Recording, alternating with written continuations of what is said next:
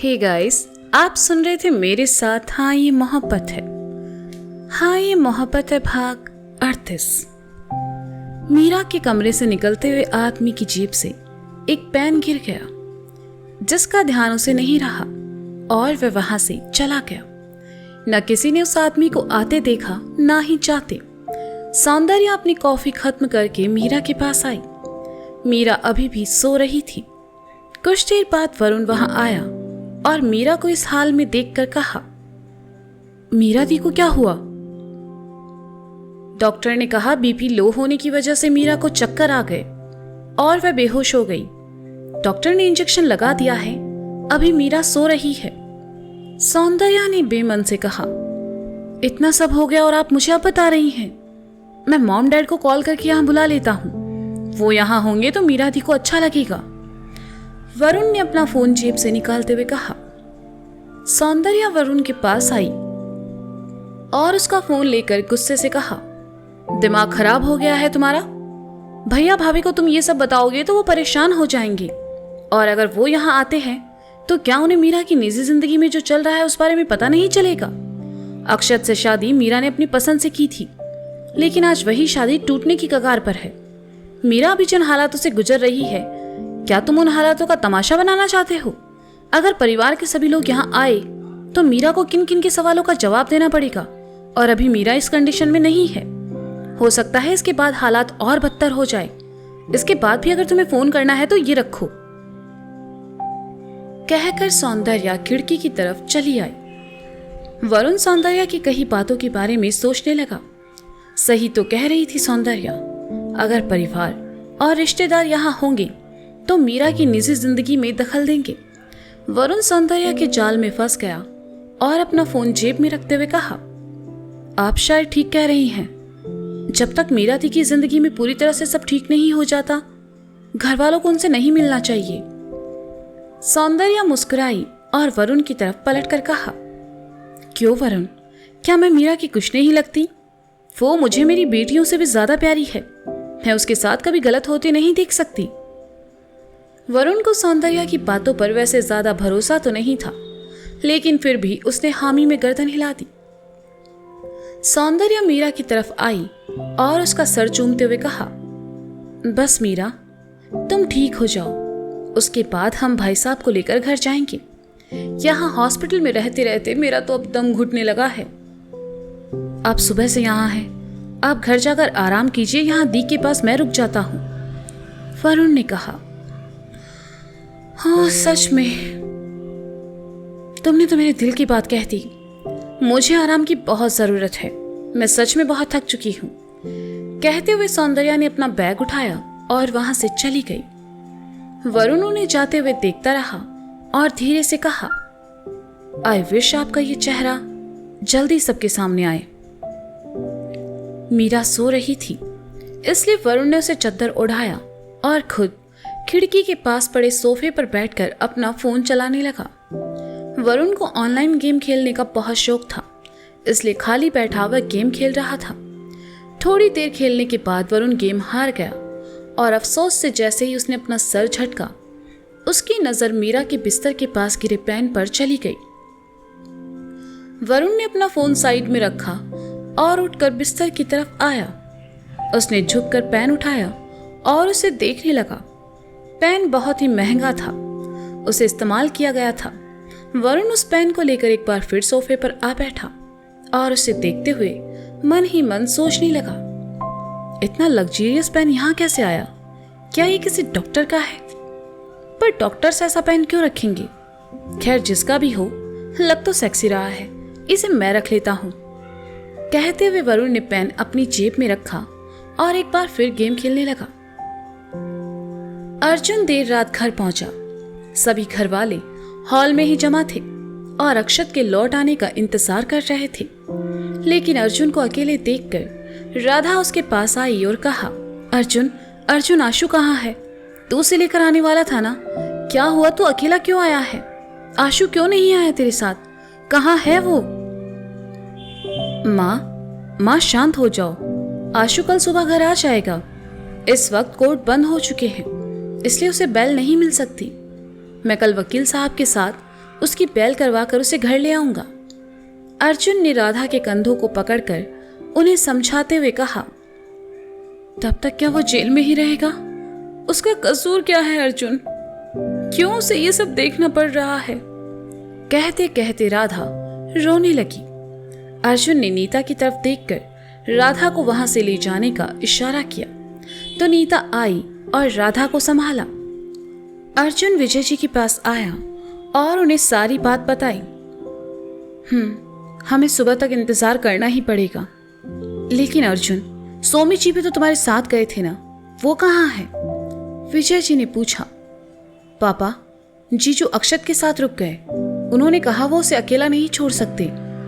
अर्जुन ने कहा, ठीक है, कल सुबह हम दोनों वकील के पास चलेंगे।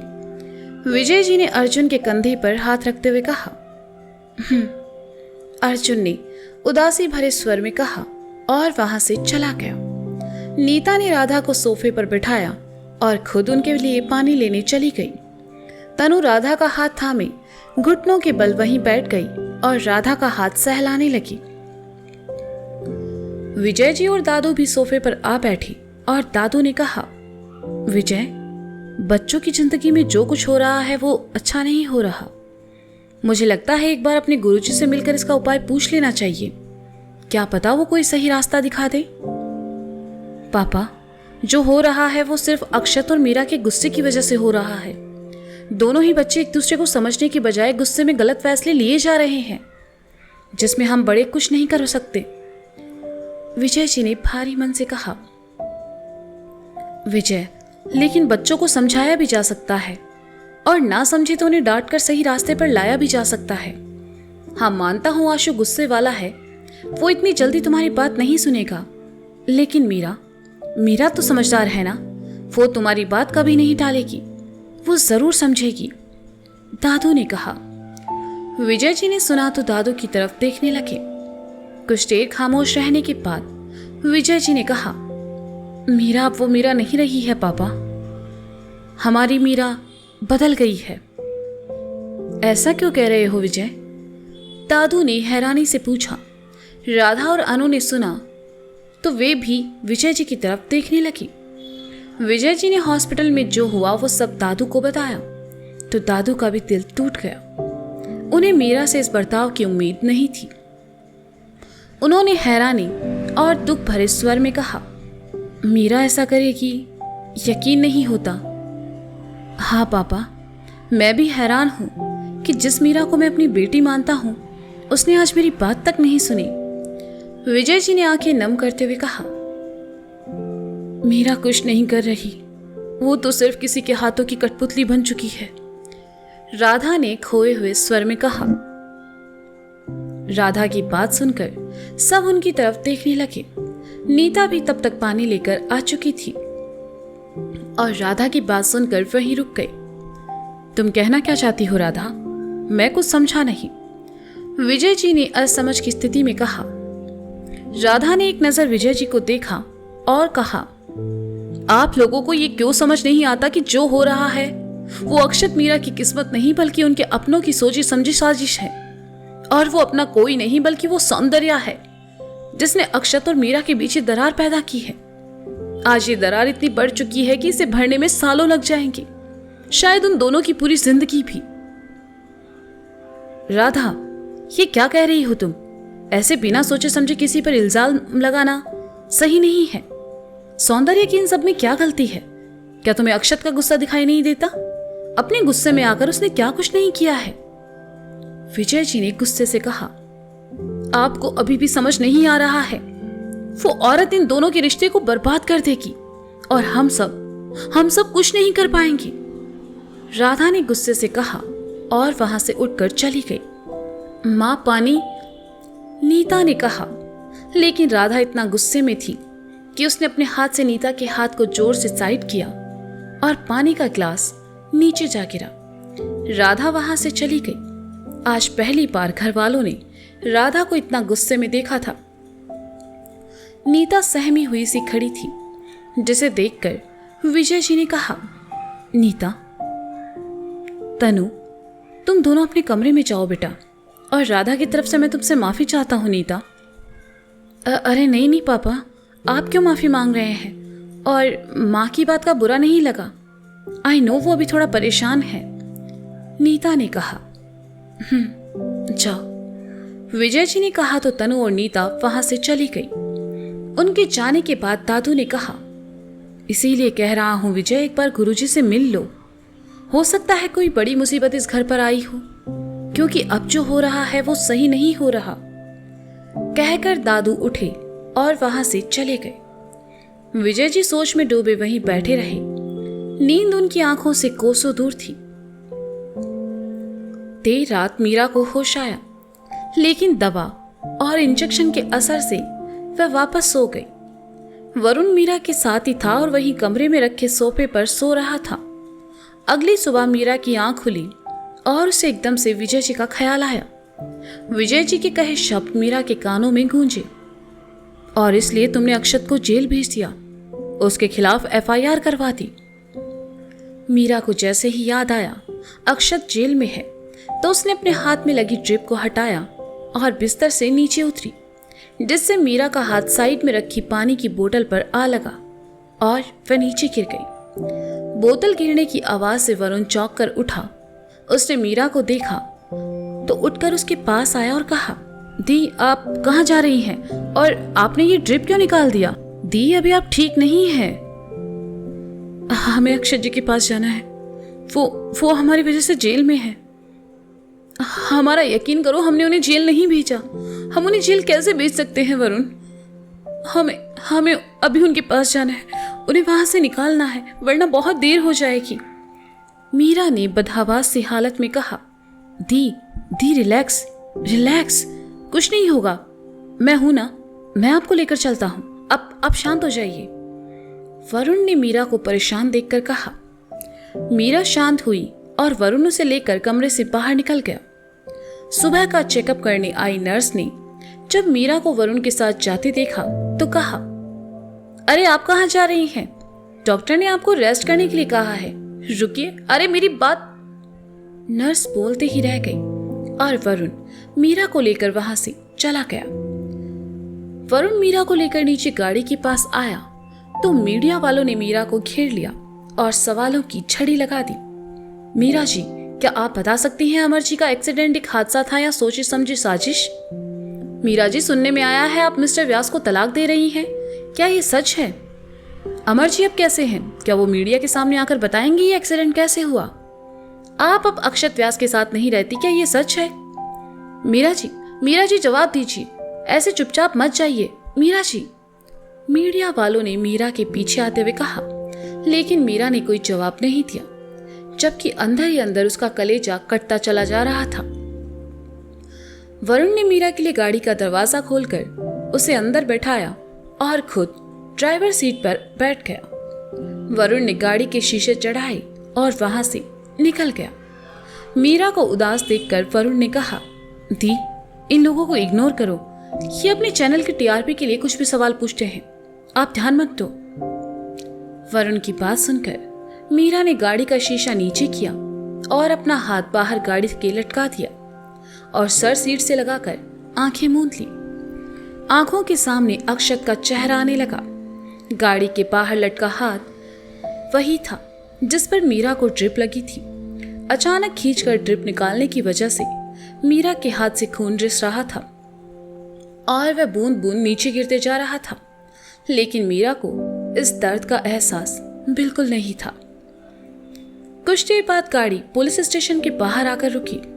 मीरा गाड़ी से नीचे उतरी और बदहवास सी हालत में अंदर आई। पीछे पीछे वरुण भी चला आया। अंदर आकर मीरा ने देखा सलाखों के पीछे खड़ा अक्षत किसी सोच में डूबा है। उसके चेहरे पर कोई भाव नहीं थे। मीरा ने देखा अक्षत के साथ साथ सोमी जीजू भी वहां है, तो उसे और हैरानी हुई। वह अक्षत की तरफ जाती इससे पहले इंस्पेक्टर वहां आ पहुंचा जिसने अक्षत को गिरफ्तार किया था। दी इंस्पेक्टर, वरुण ने कहा तो मीरा ने अक्षत से ध्यान हटाया और इंस्पेक्टर के पास आकर कहा, हेलो इंस्पेक्टर, हमारा नाम मीरा सिंह राजपूत है। आपने जिन्हें गिरफ्तार किया है वो हमारे पति हैं। वो बेकसूर हैं, उन्होंने कुछ नहीं किया है, प्लीज उन्हें छोड़ दीजिए। मैडम, उनके खिलाफ एफआईआर दर्ज हुई है। उन्होंने अमर प्रताप सिंह को मारने की कोशिश की है। आपने खुद ये रिपोर्ट की है। इंस्पेक्टर ने मीरा से कहा। इंस्पेक्टर, हमने ये ठीक है, हमने किया। अब हम ही अपनी एफआईआर वापस लेते हैं। प्लीज उन्हें छोड़ दीजिए। मीरा ने ज्यादा बहस ना करते हुए कहा, क्योंकि इस वक्त उसके लिए सिर्फ अक्षत को बाहर निकालना जरूरी था। इंस्पेक्टर ने हैरानी से मीरा को देखा और कहा, ये आप क्या कर रही हैं? उस आदमी ने आपके पिता को मारने की कोशिश की है और आप उसके खिलाफ एफआईआर वापस ले रही हैं। एक बार फिर सोच लीजिए मैडम। हमने सोच लिया है। आप प्लीज उन्हें बाहर निकालिए। Please, I request you. Meera ने आंखों में आंसू भरकर हाथ जोड़ते हुए कहा। ठीक है कांस्टेबल, छोड़ दो उन दोनों को। आप यहां साइन कर दीजिए। इंस्पेक्टर ने कांस्टेबल से अक्षत और सोमी जीजू को छोड़ने को कहा, पर फिर मीरा से पेपर पर साइन करने को कहा। अक्षत और सोमी जीजू जेल से बाहर आए। सोमी जीजू ने देखा मीरा खुद अक्षत को छुड़वाने आई है तो मन ही मन बहुत खुश हुए और मीरा के पास आकर कहा, थैंक यू मीरा। सोमी जीजू के साथ अक्षत भी वहां आया और रजिस्टर में साइन करके जैसे ही जाने लगा, मीरा ने कहा, अक्षत जी, हमने। अक्षत पलटा और कहा, एफआईआर वापस लेकर अगर तुम्हें लगता है कि मैं तुम्हें माफ कर दूंगा तो ये तुम्हारी भूल होगी मीरा। अब तक तुमसे नफरत करने की वजह नहीं थी, लेकिन अब मेरे पास वजह है और नफरत भी। मीरा ने सुना तो आंखों में ठहरे आंसू उसके गालों पर लुढ़क आए, लेकिन अक्षत ने पलटकर नहीं देखा और वहां से चला गया। तो दोस्तों, ये था हाँ ये मोहब्बत है भाग 37। इसका अगला भाग आप जल्द ही सुनेंगे। तब तक के लिए शुक्रिया, बाय बाय। और क्या लगता है आपको, क्या वो पेन अक्षत तक पहुंचेगा? क्या वरुण करेगा अक्षत की मदद? जानने के लिए सुनते रहिए हाँ ये मोहब्बत है मेरे साथ। Bye bye.